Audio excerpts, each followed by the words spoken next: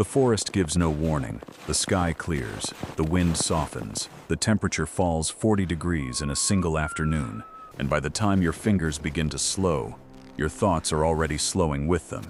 No tent, no sleeping bag, no synthetic shell, no down, no flame source you did not bring inside your own skin.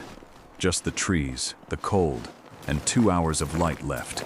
For most of us, this scene is the opening frame of a tragedy, a search and rescue case file, a statistic about how quickly the human body fails in the wrong climate.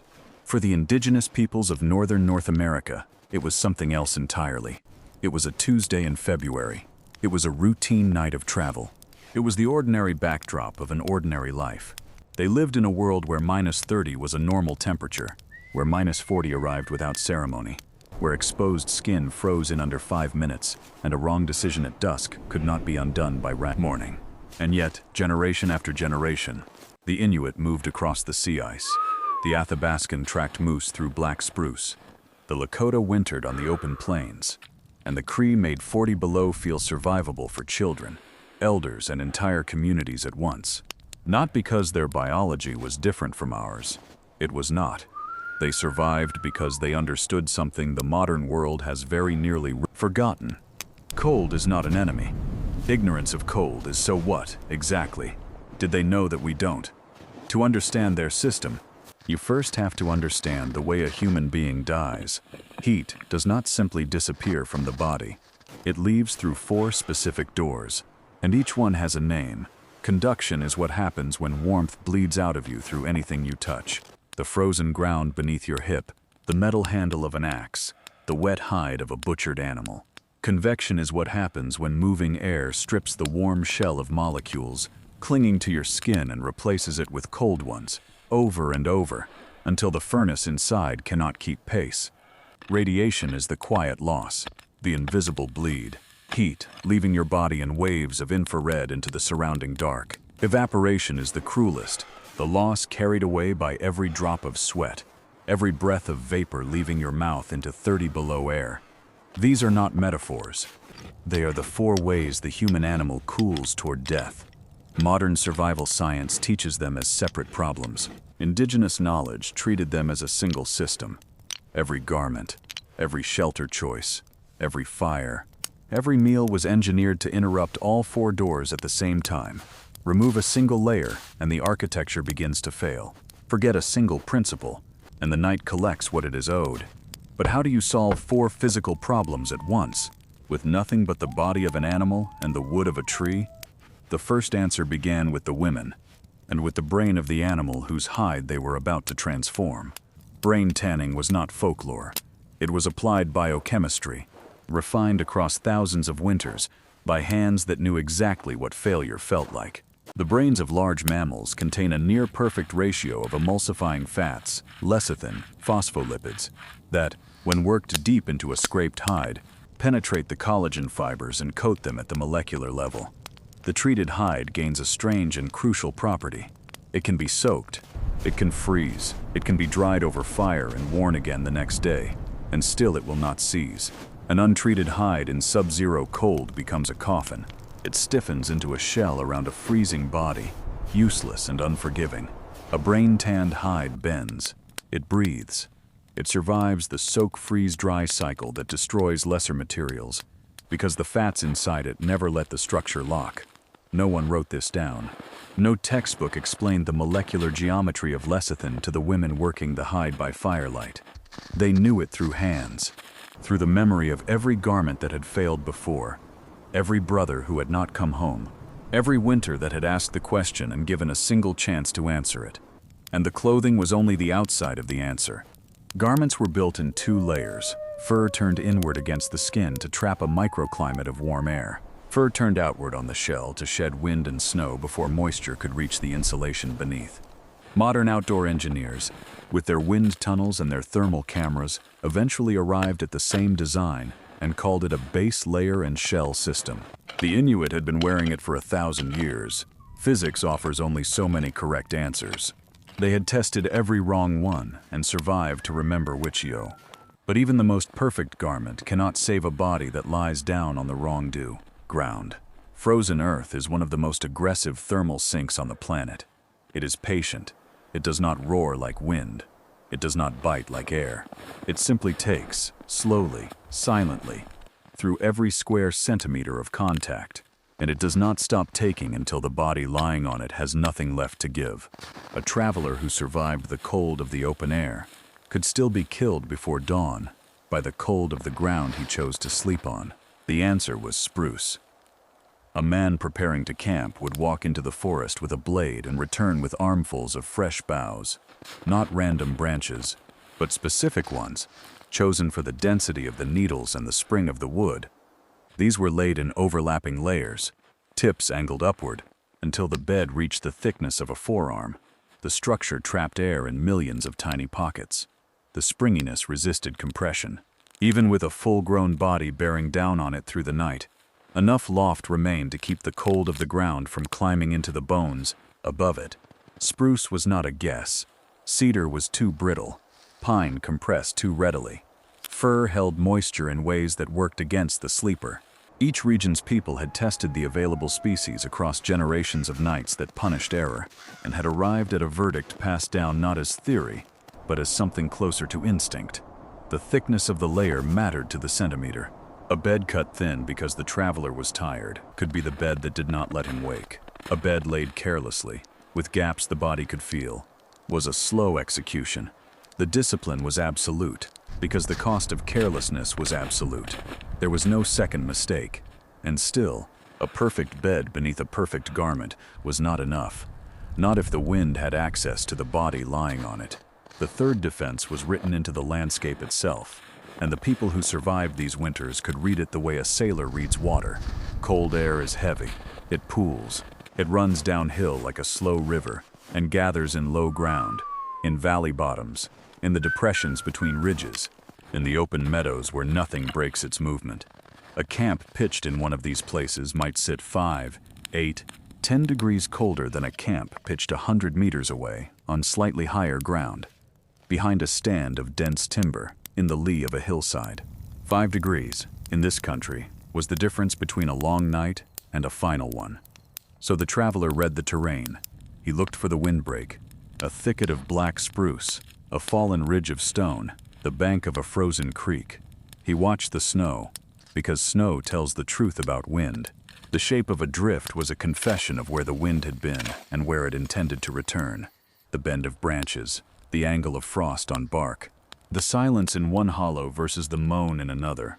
All of it was information. All of it was weighed before a single bough was cut. This was not magic. It was not intuition. It was thousands of nights of accumulated observation, encoded in the way a grandfather corrected a grandson's choice of campsite without ever raising his voice. Don't sleep there. The wind comes back at midnight. He had seen it. His father had seen it. The land had said so before, and the land would say so again. But shelter does not make warmth. It only refuses to steal it. To survive the deep cold, a body needs heat, and the kind of fire required was not the kind most modern people have ever built. A campfire is not a fire engineered to keep a man alive through the night. Indigenous travelers built something different. The long burn was a specific configuration of logs, laid in parallel or slightly offset, sized and spaced to control the flow of oxygen and slow the rate of combustion. A fire built this way did not roar. It did not throw a column of flame and exhaust itself by midnight. It glowed, low and patient, releasing steady, radiant heat for hours from a small amount of fuel, because the architecture of the wood itself regulated how fast the fire could breathe. When the time came to sleep, the fire was not abandoned. It was put to sleep. The traveler raked coals into a compact bed and covered them with a packed layer of ash, sometimes earth. Buried this way, deprived of free oxygen, the coals entered a state of suspended animation. They did not go out. They did not flare. They held their heat in something like a deep, slow breath, until they were uncovered at dawn and brought back to life with a handful of tinder and a single breath of human lungs. Stones were another secret. Round river stones, chosen for size and density, were heated for hours in the fire and then wrapped in hides and tucked beneath the sleeping area. Long after the visible flames had died, Those stones radiated stored warmth into the bed of spruce, into the body above it, into the small architecture of the night. The fire's thermal reach extended far past the light it cast. It worked while the man who built it slept. But no external fire can save a body whose own internal fire is going out. And in deep cold, the internal fire burns faster than most people can imagine. In conditions of extreme cold, the human metabolism burns calories at nearly twice the rate it burns in temperate weather. This happens automatically, ceaselessly, in the background of every breath. The body is fighting to hold a core temperature of 37 degrees against an environment 40 degrees colder, and it will spend whatever fuel it has to do so. When the fuel runs out, the fight ends. Pemmican was the answer to this physics, and pemmican was a masterpiece. Lean meat, bison, caribou, moose, depending on the country, was dried until brittle, then pounded into a fine powder. Rendered animal fat, hot and clarified, was poured over it. Sometimes dried berries were folded in, for vitamins and for the small mercy of flavor. The mixture cooled into dense cakes that could survive seasons of travel and weather, and that delivered, gram for gram, one of the most calorie-dense foods ever produced by a human culture. But the genius was not the density. It was the chemistry. The slow metabolizing fat released heat across hours, not minutes. A traveler who ate pemmican before sleep was banking a fire inside his own body that would still be burning at dawn. The food and the buried coals operated on identical principles. Both were thermal stores. Both were designed to outlast the night. The man, the bed, the coals, the meal. Every element of the system was the same idea, repeated at a different scale. And yet none of this, not the hide, not the bough, not the coal, not the meal, would have been enough on its own. Something else held it all together. Something the modern survival industry has no language for. Among the Koyukon of interior Alaska, the elders taught a single quiet rule. Do not boast of the cold. Do not speak of it lightly. Do not claim to have mastered it. The cold listens. The cold remembers. The cold takes what is owed. To an outsider, this sounds like superstition. To anyone who has lived a winter at -40, it is something far more practical. It is a cultural enforcement mechanism, refined across centuries, designed to make carelessness spiritually impossible. A man who believed the cold could hear him would never skip a layer because he was tired. A woman who believed the wind held memory would never lay a thin bed of spruce because the night seemed mild.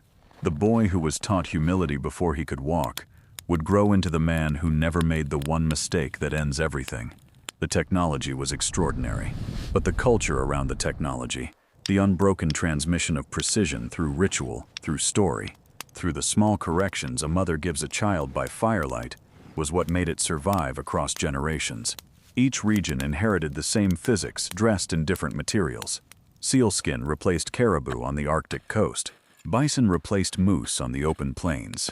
Birch bark filled the role of spruce, where spruce was scarce. The shell of the system shifted with the country. The architecture beneath it never did. Cold was a set of mathematical processes. Each process had a solution, and the solution had to be applied, every layer, every time, without exception, by people who could not afford to forget. What the elders were really teaching was not fear. It was attention, and attention was the only thing that ever worked. What those people carried into the winter forest was not equipment. It was a way of seeing, a way of understanding how heat travels, how materials hold it, how landscape deflects the wind that steals it, how a single banked coal can be the difference between a morning breath. The knowledge moved through every hide a grandmother worked by firelight, through every bough a son laid down for his father's bed, through every story told to a child too young to understand it, but who would remember it in his hands 40 years later, on the night it mattered. There was no toughness in it.